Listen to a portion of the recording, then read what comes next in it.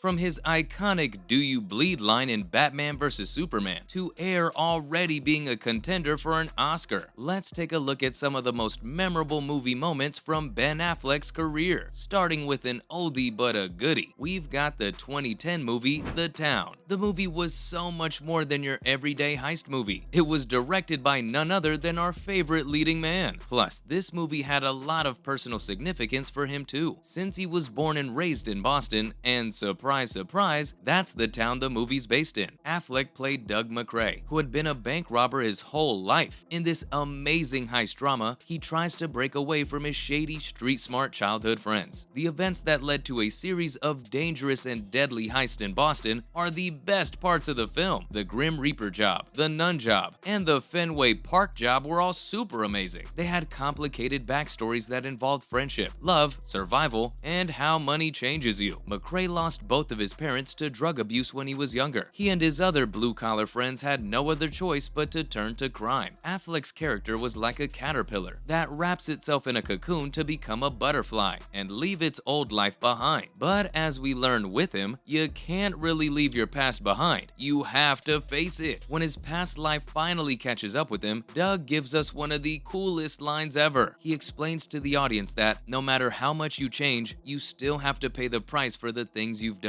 So I have a long road ahead of me. But this movie was nothing compared to this next legendary film. I'm talking about 2012's Argo, another directorial venture for Affleck. If you haven't seen the movie, you are really missing out. The unbelievable boldness of the things that happen in Argo makes the story seem so real. And that was bound to happen, since the movie is based on a true story. Back when Ayatollah Khomeini was in full swing, the CIA made up a whole Hollywood studio to fund a made-up science fiction epic, so that an extraction expert could sneak into Iran and save a bunch of hostages hiding in the Canadian embassy. The plan was for the specialist to come in as a location scout for the movie, teach the prisoners enough about filmmaking and Canadian culture to make them look like a Canadian film crew, and then have them all flown out of the country. Some of the most gripping parts were at the airport and the market. Affleck really showed us his amazing directorial skills in this movie, because the plot is insane. The film has several funny scenes that are just plain crazy, but there is no doubt what the best moment was: when Affleck and Bryan Cranston have to summarize their options to get the CIA's approval. The scene is absolutely nuts, and audiences loved every single second of it. Although if we're talking about Ben's career, I can't help but add in a few super memorable Batfleck moments.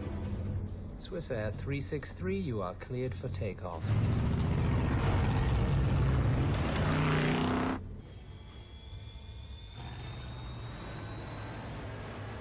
Like how dark Batman was this time. Batman v Superman: Dawn of Justice had fans waiting patiently for over 3 years, and if you ask them, it was kinda worth it. I mean, it was nothing compared to the Dark Knight trilogy, but Batfleck sure made his way into our dark, cold hearts. Due to the film's length and complexity, it's hard to pick just one or two moments that gave us chills and made us excited for the next movie in the DCU. But don't worry, I've narrowed some down for you, namely the big bad battle of Metropolis. Bruce Wayne flew into danger, while General Zod and Superman were fighting in the streets of Metropolis. And as we now know, Gotham across the bay. Zod's ship was trying to change the Earth's surface. Man of Steel's final fight took place in the headquarters of Wayne Enterprises, which was an excellent addition. This was where Zod learned how to use his heat vision for the first time, almost destroying the building with it. But the real drama started when Bruce tried to save all of his workers from the crumbling building. The movie did two things pretty well.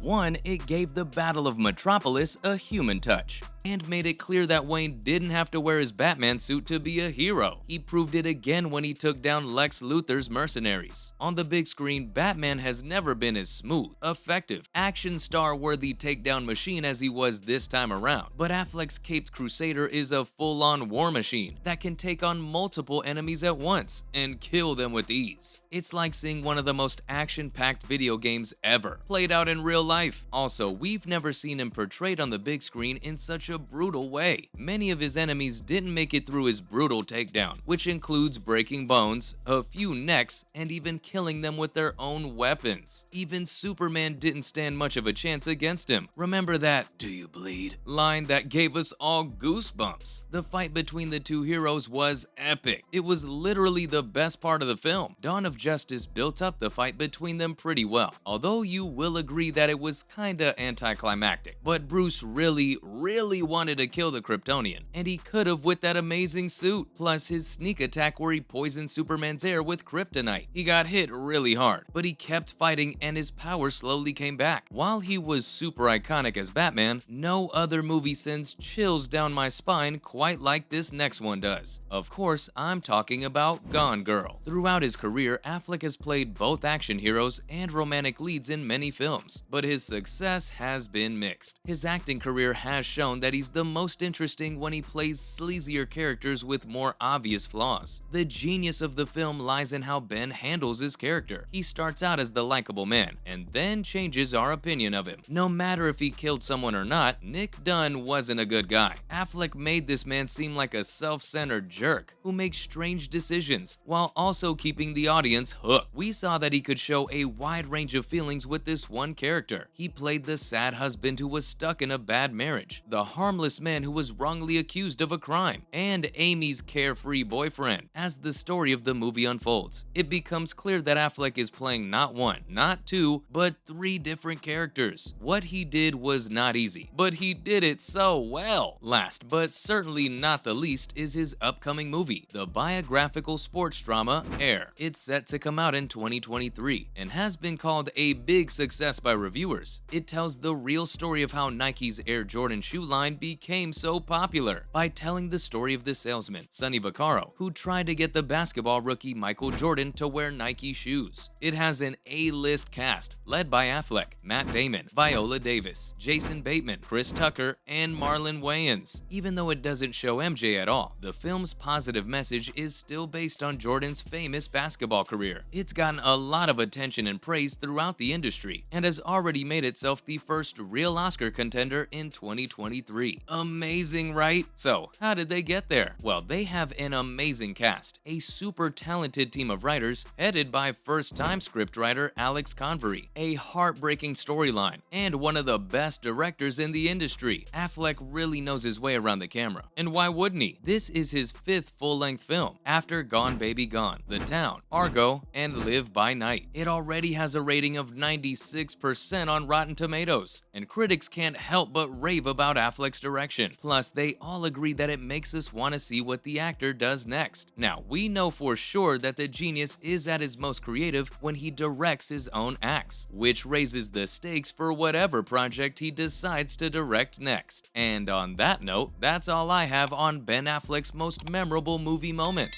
Thanks for watching, and I'll see you next time.